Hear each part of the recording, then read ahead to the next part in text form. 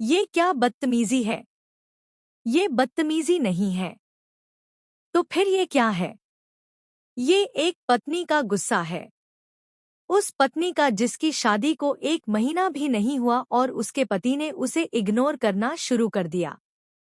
उस पत्नी का जिसका पति काम में पैसा कमाने में इतना बिजी रहता है कि उसकी तरफ देखता भी नहीं है, अपनी पत्नी से नहीं।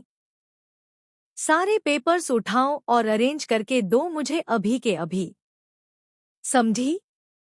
अगर आप मुझे ऐसे ट्रीट करेंगे तो मैं पापा को बता दूंगी कि आप मुझे इग्नोर कर रहे हैं और उन्हें मक्खन लगाने में लगे रहते हैं। फिर ना वो आपको ज्यादा जिम्मेदारियां देंगे और ना आप बिजी रहेंगे। पापा, पापा, प्लीज बचाइए। इधर आइए। पापा, प्लीज। पापा, सुना आपने? इनफैक्ट मैं अभी पापा को जाके बता देती हूँ। गौतम जी, ये क्या कर रहे हैं आप? दिलकश एंडिंग लाइन। सब्सक्राइब और फॉलो के लिए।